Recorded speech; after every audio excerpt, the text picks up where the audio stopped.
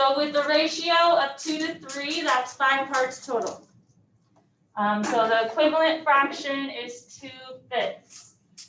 So I need to find the y value, that's 2/5 from x to z. So just like the previous problems we did, first thing you need to do after figuring out what fraction is equivalent to this is to find the coordinates of x and z.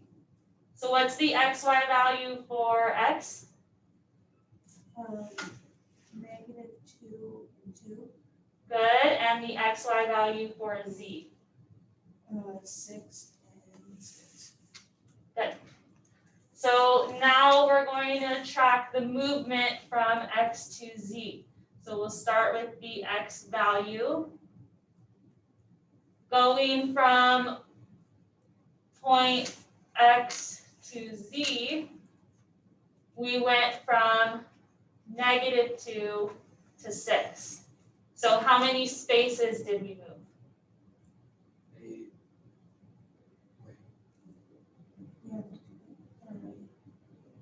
Yep, you moved 8 spaces. You can even count it on your graph. We moved 8 spaces total. I'm going to leave some space for when we multiply it. For the y value, figure out the y value movement. And don't say it out loud yet, just kind of hold it in your head.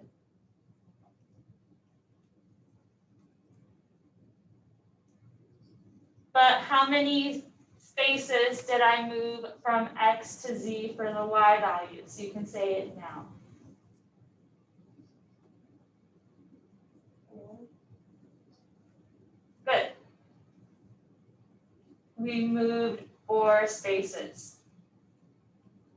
All right, and then that was from 2 to 6, so we moved 4 spaces.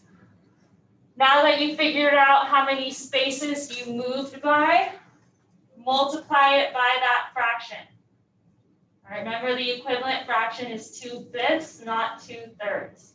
So over here I have 8 over 1 times 2/5. Down here I have 8 over 1. Oops, not 8 over 1. 4 over 1, because that's how many we moved by. Times 2/5. All right, multiply straight across. 8 times 2 is 16. 1 times 5 is, and as a decimal, because that'll help you count them, that is 3.2 is what I got. And that's the movement from x to z. So that's not my x value, 3.2 is the movement going from x to z. Now, down here, multiply straight across, 4 times 2 is, 8. 1 times 5 is, 5. and that decimal is 1.6. good. 1.6 is how much we moved for the y value from x to z. And then where it actually lands is our final answer. All right. So going from starting at x, we moved to the right 3.2 spots. So we moved to the right 1, 2, 3.2 spots. And I'm not really landing there yet, but that's where my x value will be. And then for the y value, I'm moving up, because z is above it. I'm moving up 1.6. So I'm moving up 1.6. This is where y lands. questions about that? So moving 3.2 spaces to the right. 1, 2, 3. That would make my x value 1.2. Right, because we moved 1, 2, 3.2. This x value is 1.2. What is the y value here? Or, yeah. It's between 3 and 4. Since I moved up 1.6, should be 3.6. Questions about that?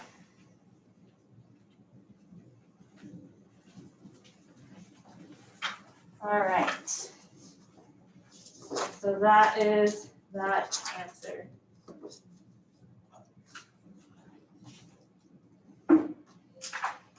All right, questions before we move on. What we're doing next is a little bit different. Or maybe we'll take a break. But questions before we take a break? All right, so I'll give you 12 minutes, be back at 10, and we'll resume the notes.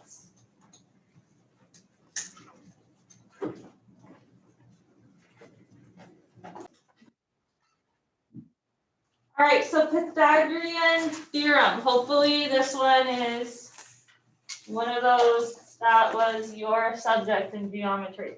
But it's basically this formula. So I would star and highlight that formula. So when you do take your quiz on 6.04, you know what formula you're using. And this is only for right triangles, and the A and B have to be the shorter sides. All right, C always has to be the hypotenuse, or the longest side.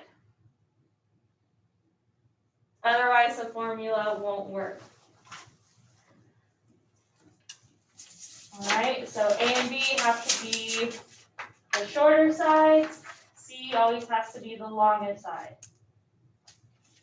Questions about that? All right, and then C is called your hypotenuse.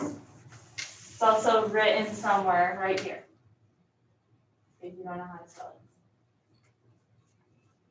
All right, so next page.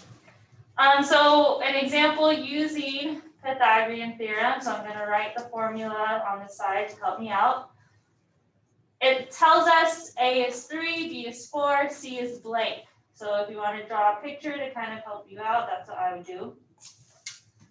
And it's normally labeled like this.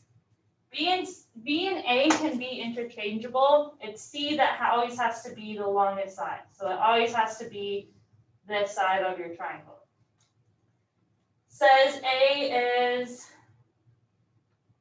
3. It says B is 4, and C is unknown. As long as you have 2 out of the 3, you can solve for whatever's missing by just plugging it in. So over here I have 3 squared, because that's what A is, plus B squared, B is 4, so plus 4 squared. Do we know what C is right now? All right, we don't, so that's going to stay our unknown. It's going to stay a variable. All right, we can simplify the left side. So what's 3 squared? 6. It is not 6. 9.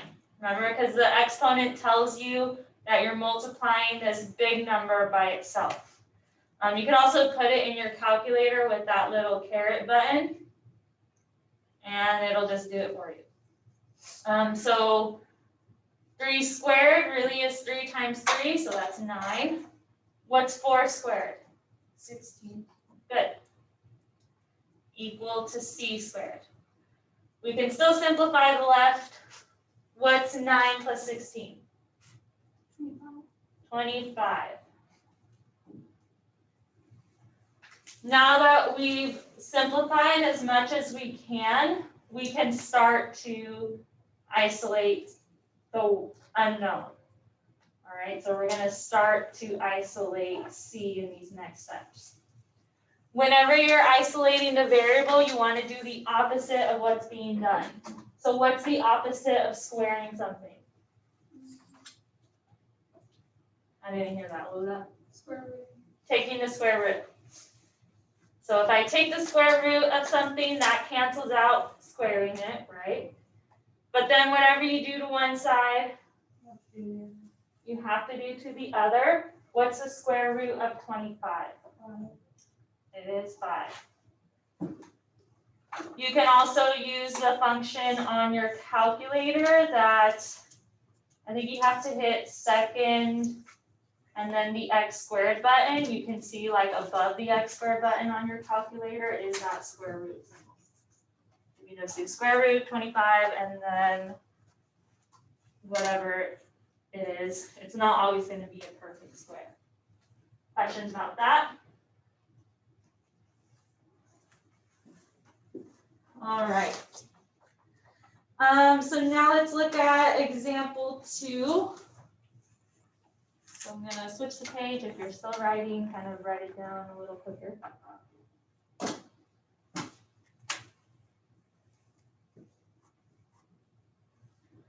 All right, so example 2, now we have a different side that's missing. So B is missing now. C always has to be your longest side.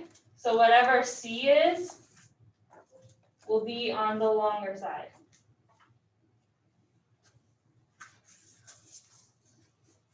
A, we can put on either of these two. It doesn't really matter. I'll put it over here because we'll just follow the picture we were given. That goes like this. All right, and then B is missing. You have your Pythagorean theorem formula. And you're going to plug in for what you're given. So I can plug in for A because it says that A is 10. Can I plug in for B? No, it's still missing.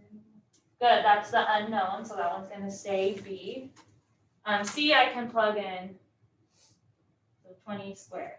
Don't forget the squared part.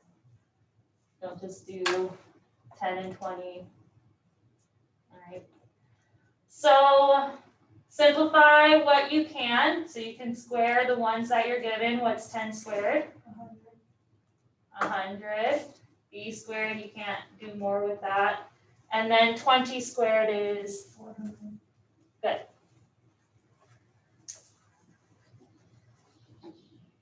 And then we want to isolate B now. We can't simplify more until we isolate B. So do the opposite of what's being done, but always start with what's farther from what you're trying to isolate. So am I going to get rid of the 100 or the squared? Which one's farther away? The squared is right next to it, huh? So I have to get rid of the 100 because it's separated by a sign. Does that make sense? So how can I make this 100 cancel out? Subtract 100. Good. What you do on one side, you have to do to the other. So 100 minus 100 is 0. Have B squared on the left. 400 minus 100 is 300. Now we can continue to isolate B. So opposite of squaring something is taking the square root. What you do on one side, you have to do to the other. The square root and the squared cancels out on the left. And then the square root of 300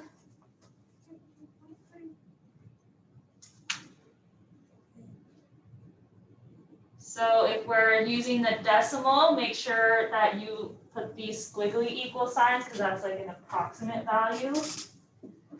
And I'll take your word for it that it's 17.3. I thought 48 was like 6 zeros. Here, let me see. I got, but I don't like. All right, so the square root of 300 is 17.3-ish. All right, so if we're rounding, we have to put the little squiggly lines for the equal sign. All right, I could leave it like that, but maybe my answer choices aren't decimals. So if your answer choices are decimals, just kind of circle that and be done. If they're not decimals, if they have square root symbols in them, then you need to simplify the radical. All right, kind of a process here. I feel like my students are really good at it. I don't know if other teachers taught it the same way. But when you're simplifying radicals, you are going to make a factor tree. All right, so what are two numbers that multiply to 300? 103. 103. And with factor trees, you want to break it into its prime numbers. So numbers that can't be broken down anymore except for like 1 and itself. So can 100 be broken down more? Yeah. 50 and 2. Can 3 be broken down more? No. I'm going to leave 3 alone. Check these two if they're prime. Can 50 be broken down more? Yeah, 5 and 10. Good. Can 2 be broken down more? No. And then kind of keep going until you're all the way down to your prime numbers. Once you have all prime numbers, so at the end of your branches, kind of cross out any that weren't prime so you're not confused. Just look at the prime numbers. Since we're doing square roots, we're looking for pairs of the same number. And I like to think of it as like the radical symbol or the square root symbol being like a jail cell. All right, so you need a partner to escape the jail. Do I have any pairs of the same number? 2 and 2. I have a pair of 2s here, And a pair of 5s. and I also have a pair of 5s. So for each pair, you write it once. If there's multiple pairs, then you multiply them together. But I do have a number left over. What's that number? 33. The one that doesn't have a partner stays in the jail, or it stays under the radical. So on the left, simplify that. 5 times 2 is 10. This is the equivalent of 17.3-ish. All right, it just depends on how your answers are on the test. It could be looking like this, or it could be looking like that. The one on the left is more exact. All right, questions, comments? All right, we're gonna end it there, but before I can let anyone leave, I want you guys to put the calculators back in this little pocket thingy. So like it starts at 1, try to put them back in the right order. And then once I have all the calculators, then you guys can go.